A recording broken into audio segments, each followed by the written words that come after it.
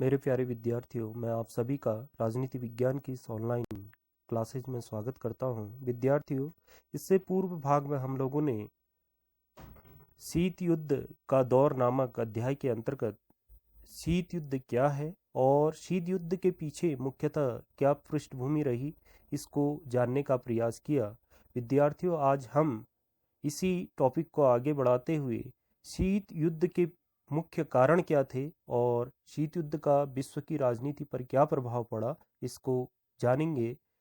शीत युद्ध द्वितीय विश्व युद्ध की के बाद की एक महत्वपूर्ण घटना थी, जिसमें दो नई महाशक्तियों का उदय हुआ और ये दोनों ही महाशक्तियां एक और प्रत्यक्ष युद्ध से बचती रही और दूसरी ओर इन दोनों ही महाशक्तियों के द्वारा अपने वर्चस्व को स्थापित करने के लिए, विश्व पटल पर अपने प्रभुत्व को स्थापित करने के लिए एक तरीके की परोक्ष युद्ध की शुरुआत की गई, जिससे पूरे विश्व में एक भय और आतंक का माहौल बना रहा। तो इसके पीछे कुछ मुख्य कारण हमारे लिए जानना जरूरी है कि क्यों दो धाराओं के बीच में, जहां सोवियत संघ आपको पता है कि साम्यवादी विचारधारा में विश्वास रखता था और जो दूसरी महाशक्ति थी संयुक्त राज्य अमेरिका, वह पूंजीवादी विचारधारा में विश्वास रखती थी। दो अलग अलग विचारधाराओं के कारण और दोनों ही महाशक्तियों के द्वारा अपने वर्चस्व और प्रभुत्व को स्थापित करने के उद्देश्य के कारण जिस युद्ध को लड़ा गया, उसको हम शीत युद्ध के नाम से जानते हैं। तो शीत युद्ध के पीछे मुख्यतः क्या कारण थे, इसको हम जानने का प्रयास करेंगे। विद्यार्थियों, सबसे जो ऐतिहासिक कारण माना जाता है वो रूस की साम्यवादी क्रांति। मैंने आपको पिछले भाग में बताया था कि सन 1917 में रूस में बोल्शेविक दल के नेतृत्व में साम्यवादी क्रांति हुई। क्रांति के पश्चात जो साम्यवादी दल था वो सत्ता में आया और इस दल के सत्ता में आने के पश्चात रूस ने धीरे धीरे जो अपने जो उसके पड़ोसी अन्य राज्य थे उनको मिलाकर सोवियत संघ का निर्माण किया और सोवियत संघ एक नई महाशक्ति के रूप में पूरे विश्व में उभरा। लेकिन जो यूरोपीय देश थे और जो पश्चिमी राष्ट्र जिनको हम बोलते हैं, ये राष्ट्र लोकतांत्रिक और पूंजीवादी व्यवस्था में विश्वास अब उनको चुनौती दे रही थी। सोवियत संघ बहुत तेजी के साथ तरक्की कर रहा था, जहां पर साम्यवादी व्यवस्था, जो अर्थव्यवस्था साम्यवादी मॉडल पर आधारित थी और यह मॉडल पूंजीवादी मॉडल को चुनौती दे रहा था। तो यहीं से इन दो अलग अलग विचारधाराओं में मतभेद उभरने शुरू हुए, जो भविष्य में शीत युद्ध का कारण बने। क्योंकि जो साम्यवादी सोवियत संघ था, उसका मुख्य उद्देश्य था कि पूरे विश्व में साम्यवाद की स्थापना करना। वहीं जो पूंजीवादी राष्ट्र थे, वो नहीं चाहते थे कि सोवियत संघ एक महाशक्ति के रूप में उभरे और पूरे विश्व में साम्यवाद का प्रसार हो। इसके लिए द्वितीय विश्व युद्ध से पूर्व भी निरंतर जो पश्चिमी राष्ट्र थे, लोकतांत्रिक राष्ट्र थे, पूंजीवादी जो राष्ट्र थे, उनके द्वारा यह प्रयास किया गया कि सोवियत संघ कमजोर बना रहे। उसको इस तरीके से उन्होंने आगे बढ़ने का मौका नहीं दिया या उनके साथ, हालांकि वो जो है मित्र बनकर जो है उनके सोवियत संघ के साथ मित्र राष्ट्रों की ओर से आपने देखा कि संयुक्त राज्य अमेरिका, ब्रिटेन जैसे राष्ट्र सोवियत संघ के साथ ही अपने प्रतिद्वंदियों के विरुद्ध लड़ते रहे। लेकिन इन सब के बावजूद निरंतर उनके द्वारा यह प्रयास किया गया कि सोवियत संघ की स्थिति कमजोर बनी रहे। तो वैचारिक रूप से हम कह सकते हैं कि एक दूसरे से भिन्नता होना और जो रूस में जो साम्यवादी क्रांति थी, वो एक मुख्य कारण थी, जो भविष्य में जिसने शीत युद्ध को आगे बढ़ाने का काम किया। दूसरा जो मुख्य कारण था, चर्चिल का फुल्टन भाषण, जो द्वितीय विश्व युद्ध के बाद जो ब्रिटेन के जो प्रधानमंत्री थे चर्चिल, उनके द्वारा अमेरिका के फुलटन नामक स्थान पर एक भाषण दिया गया था। और इस भाषण के द्वारा फुलटन ने जो पूंजीवादी लोकतांत्रिक राष्ट्र थे उनको सोवियत संघ की बढ़ती हुई शक्ति के बारे में चेतावनी दी गई थी। उन्होंने हमें स्वतंत्रता की दीप शिखा को जलाए रखना है, स्वतंत्रता की रक्षा करनी है और ईसाई धर्म की रक्षा करनी है, तो हमें साम्यवाद का प्रसार रोकना होगा। सोवियत संघ जिस गति से यूरोपीय देशों को अपने कब्जे में लेते आ रहा है, जिस तरीके से द्वितीय विश्व युद्ध के बाद जो कमजोर हुए जो राष्ट्र थे उनको अपने खेमे में शामिल करते जा रहा है, हमें इसको रोकना होगा। तो चर्चिल का जो ये फुलटन भाषण था बहुत चर्चित भाषण इसको माना जाता है और इस भाषण को आधुनिक जो शीत युद्ध की शुरुआत भी इसको माना जाता है। अगला जो एक मुख्य कारण है मार्शल योजना। मार्शल जो संयुक्त राज्य थे, उन्होंने यूरोप के द्वितीय विश्व युद्ध में तबाह हुए राष्ट्रों को साम्यवादी खेमे में जाने से रोकने के लिए एक आर्थिक सहायता की योजना प्रस्तुत की। उनके द्वारा ये माना गया कि यदि समय रहते हम लोगों ने जो यूरोप के जो राष्ट्र हैं जो द्वितीय विश्व युद्ध में आर्थिक और राजनीतिक रूप से बहुत कमजोर हो चुके हैं, अगर हमने इनकी समय रहते यदि हम लोगों ने सहायता नहीं की तो ये आने वाले दिनों में साम्यवादी खेमे में चले जाएंगे। तो इन्हें बचाने के लिए 12 अरब डॉलर की आर्थिक सहायता की घोषणा की गई और इसको बहुत ही कम समय में इस सहायता को देने का वादा किया गया, जिससे जो यूरोप के राष्ट्र हैं उनको साम्यवादी खेमे में जाने से बचाया जा सके। तो इस योजना को हम मार्शल योजना के नाम से जानते हैं। इस योजना ने जो सोवियत संघ और जो पश्चिमी राष्ट्र थे, अमेरिका जो महाशक्ति थी, उनके बीच मतभेद पैदा करने का काम किया शीत युद्ध। अगली चीज जो थी शीत युद्ध के कारणों में हम मानते हैं कि दोनों महाशक्तियों में वर्चस्व की लड़ाई, अर्थात दोनों ही महाशक्तियां जो अलग अलग विचारधारा में विश्वास करती थी, ये दोनों ही महाशक्तियां अपना वर्चस्व विश्व में स्थापित करना चाहती थी। वो दोनों ही ये मानती थी कि मेरी जो विचारधारा है अर्थात हमारी जो विचारधारा है वो श्रेष्ठ विचारधारा है, और यदि हमारी जो है हमारा प्रभुत्व विश्व में स्थापित हो जाता है तो हम वैश्विक नेता माने जाएंगे और हमारे दिशा निर्देशों पर पूरा विश्व जो है आगे बढ़ेगा। तो दोनों जो महाशक्तियों की जो वर्चस्व की लड़ाई थी, इसने कहीं ना कहीं शीत युद्ध को आगे बढ़ाने का काम किया, शीत युद्ध को बढ़ावा देने का काम किया। अगला कारण जो था परमाणु बम का आविष्कार। यह माना जाता है कि अमेरिका ने जो परमाणु बम का निर्माण किया, जिसका उपयोग आप लोगों ने देखा कि 6 और 9 अगस्त 1945 को हिरोशिमा और नागासाकी जापान के 2 शहरों में किया गया। इससे पूर्व जो परमाणु बम का आविष्कार संयुक्त राज्य अमेरिका के द्वारा किया गया था, इसकी भनक तक जो है अमेरिका ने सोवियत संघ को नहीं लगने दी। और जबकि उसके जो अन्य मित्र थे, जिसमें खास तौर पर ब्रिटेन, उसको इस बात की जानकारी थी कि अमेरिका के पास परमाणु हथियार हैं, उसने जो है परमाणु बम का निर्माण कर लिया है। जबकि एक मित्र को जानकारी दी गई और दूसरे मित्र को, जो सोवियत संघ था, उसको से अनभिज्ञ रखा गया। तो इस तरीके से यह एक बड़ा कारण माना जाता है कि जब सोवियत संघ को इस बात की जानकारी हुई तो सोवियत इन पश्चिमी राष्ट्रों के विरुद्ध, खासतौर पर अमेरिका के विरुद्ध एक अविश्वास का माहौल बना, जिसने भविष्य में शीत युद्ध को जन्म दिया।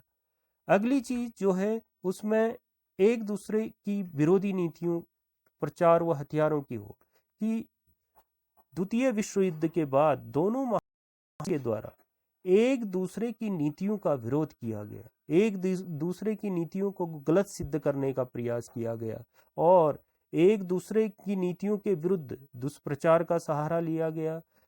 और द्वितीय विश्व युद्ध के बाद निरंतर इनमें जो है हथियारों की होड़ चली आती रही। एक और आपने देखा कि 1945 में जहां संयुक्त राज्य ने अपने परमाणु हथियारों का प्रदर्शन किया, उसके कुछ ही समय के बाद सन 1961 में सोवियत संघ ने भी परमाणु शक्ति हासिल कर ली। तो ये एक बड़ा जो है निर्णय था। यहाँ पर जो है देखेंगे तो के दौर में निरंतर जो है सारा पैसा जो है हथियारों के निर्माण पर, नए नए हथियारों के अनुसंधान पर व्यय किया जाता रहा, और ये होड़ जो है अंत तक बनी रही जब तक शीत युद्ध का अंत नहीं हो गया।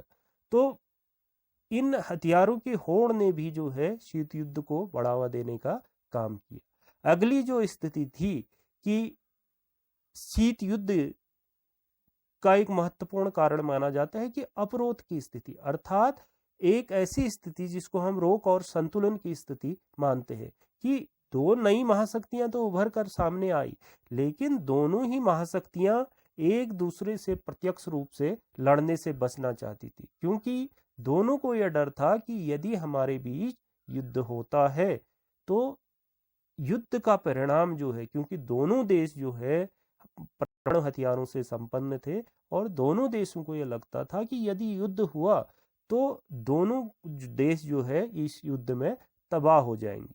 तो उन्होंने एक नए तरीके का युद्ध जो है चुना, जिसको हम शीत युद्ध के नाम से जानते हैं, कि वो प्रत्यक्ष रूप से एक दूसरे से लड़ने से बचना चाह रहे थे।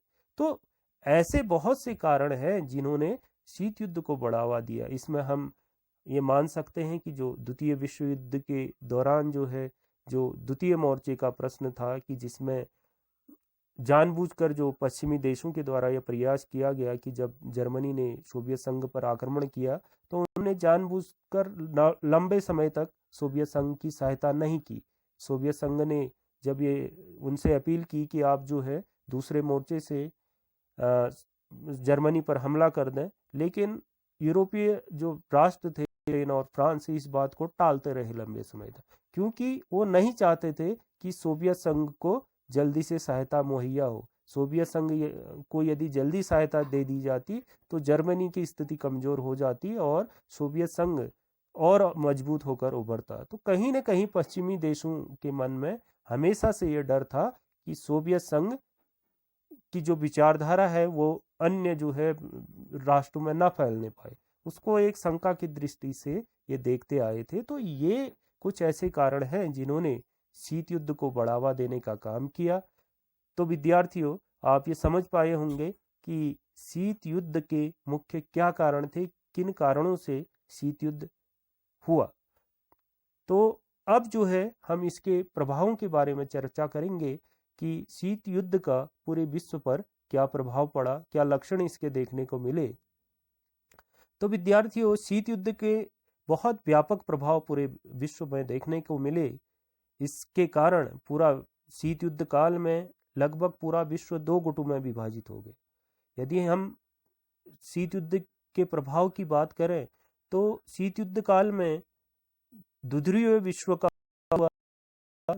पूरा विश्व दो गुटों में विभाजित हो गया, जहां पूंजीवादी जो संयुक्त राज्य अमेरिका था उसके नेतृत्व में पूंजीवादी गुट का निर्माण हुआ और दूसरी ओर जो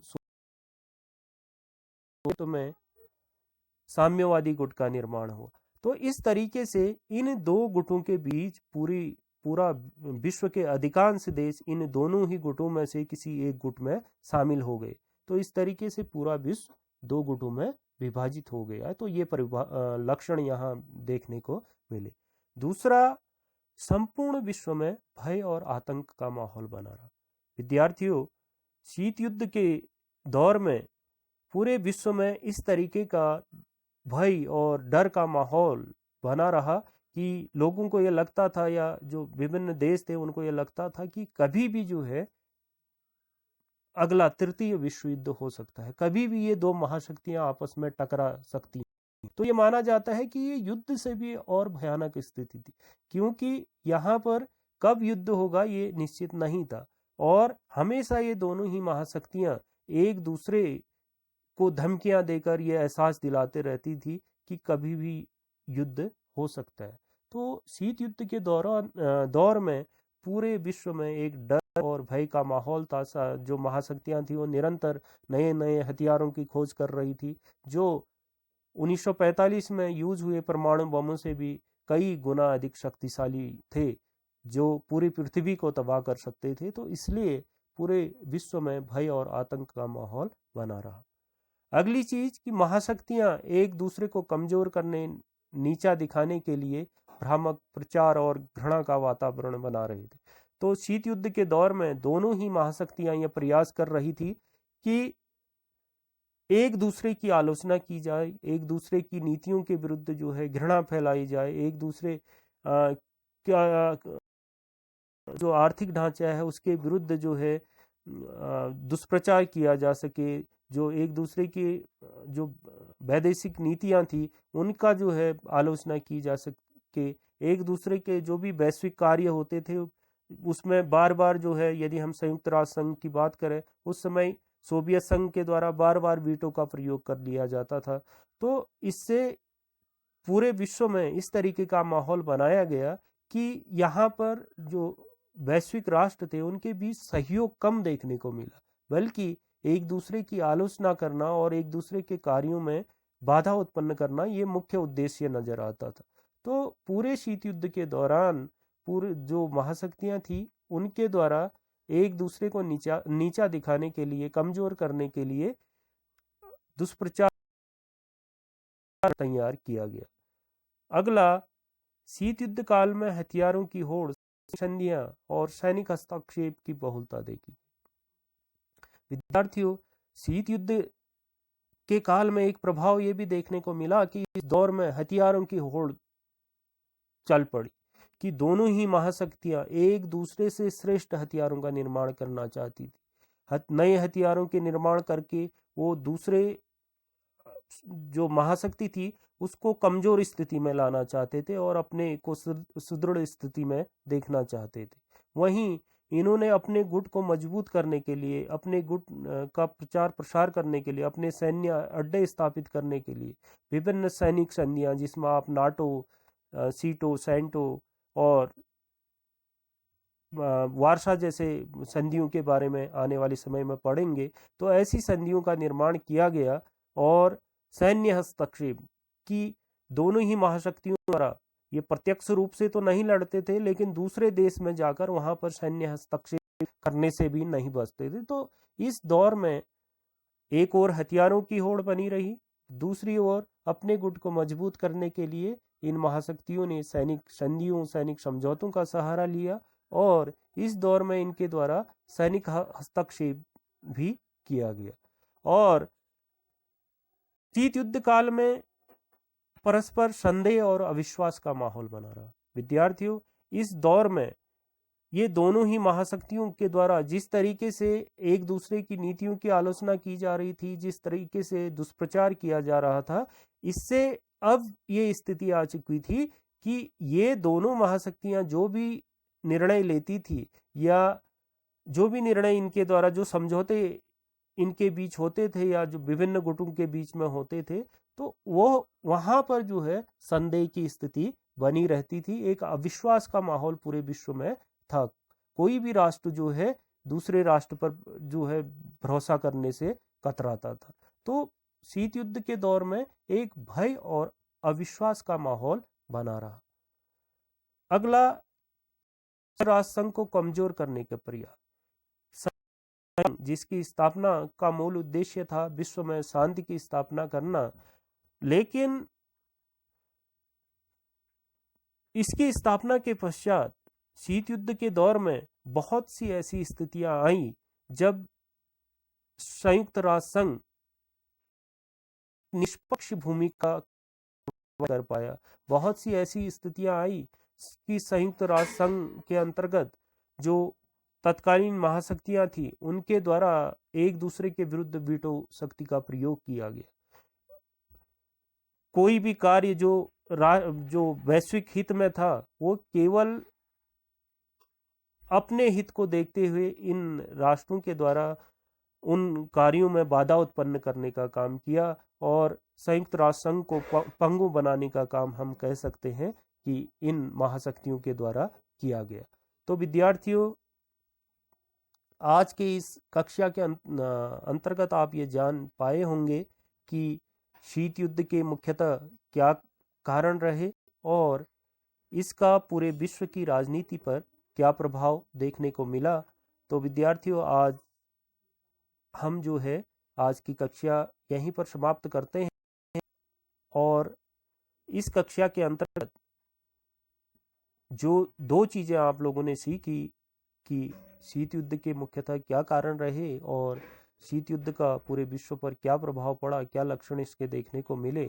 तो आज का आपका इसके अंतर्गत गृह कार्य होगा कि आप शीत युद्ध के कारणों और उसके विश्व राजनीति पर प्रभाव को अपने शब्दों में लिखेंगे। तो आज की कक्षा हम यहीं पर समाप्त करते हैं। धन्यवाद।